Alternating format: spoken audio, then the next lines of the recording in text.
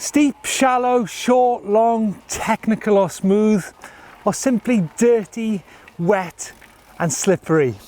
Hill climbs come in a variety of shapes and sizes, but how do you tackle them on your e-bike? This is how to plan an e-bike hill climb.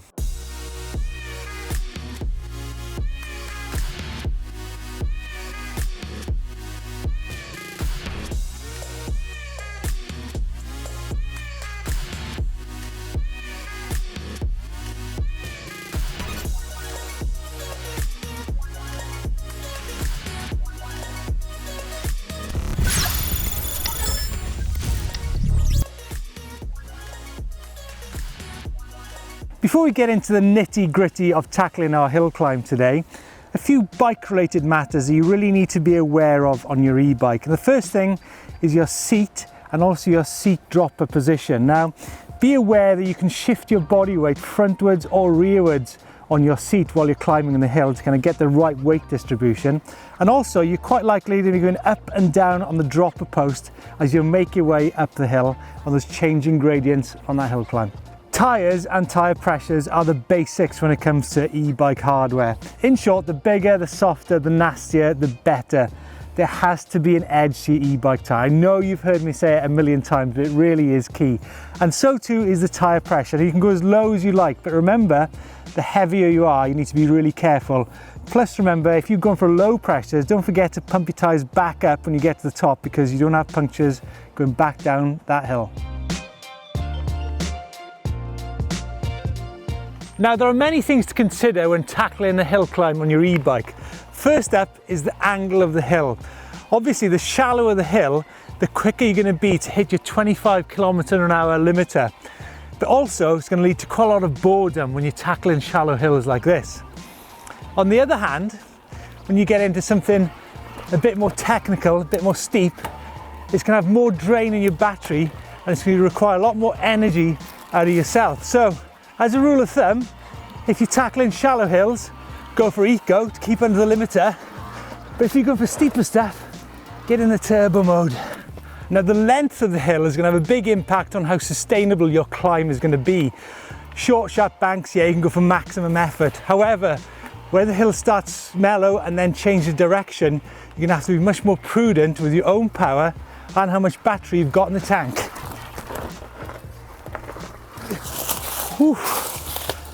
Oh, now that's a really key point. If you're on a hill where the gradient is continually changing angle, you need to be far more careful with your power and using the battery's power because you can quickly run out of energy yourself and not make the summit. Technical hill climbs can be really tiring no matter what bike or mode that you're riding. And to sustain a technical hill climb requires good balance, good planning, good line choice, and a little bit of luck. Get up there! Now, a really common e-bike mistake is forgetting to anticipate the change in slope as you move up the hill. And that means changing your gear on your e-bike. You can't rely on the motor to get you up any bank. Now, we're a quarter way up this climb and suddenly it goes from pretty mellow to pretty steep. So when you're in a situation like this, you need to anticipate it, change down a couple of gears, and then keep the bike spinning smoothly up that climb. Because there's nothing an e-bike loves better than smooth pedaling in the right cadence. Now, don't be fooled by the camera. This bank I'm going up is pretty blinking steep. So a couple of points on this. Heavier riders, it's all about power to weight. So don't burn too brightly if you're a heavier rider because you won't be able to sustain the climb. And the second thing is to make sure that rear tyre is biting consistently because that's going to have a huge impact on climbing consistency on banks like this. Whoa. Oh no. Classic e-bike mistake. I've boosted the climb, given it all, not kept anything in reserve for this section, which is even steeper, loads of rocks, loads of roots, ton of exposure. I'm suddenly going to have to be looking for my line choice. I need more energy. The dropper post is going to have to be put down because it's otherwise going to get in the way when I'm climbing up to that route. I'm going to have to go back and do this again and think it through and a more considered approach. Save something in reserve. So this time, not so hot. Drop my gears down, looking for the line, looking to go wide, seat dropper down, Keeping on the eye ahead, keeping the cadence going to get momentum. Up again. Whoa, already I'm tired. So, and there you go. Easy. So many points to consider then when it comes to a planned attack on your e-bike hill climb. The conditions are really key. Wet or dry, dusty, loose or hard pack. Each requires a different method. If it's dry and hard pack, yeah, it's pretty easy, but loose stones or roots, that's a different proposition. Tires and pressures, well, we've been through that many times. You need some bite there to get up the hill.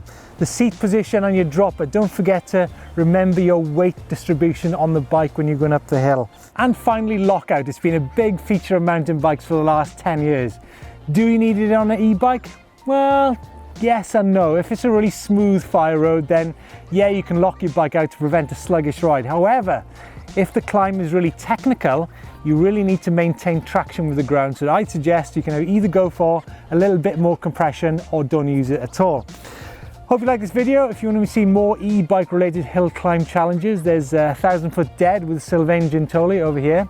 And then there's e-bike versus conventional mountain bike in Garda, which we shot just here. Hope you like the video. Please subscribe if you haven't already have done. And yeah, give us a thumbs up if you like this video.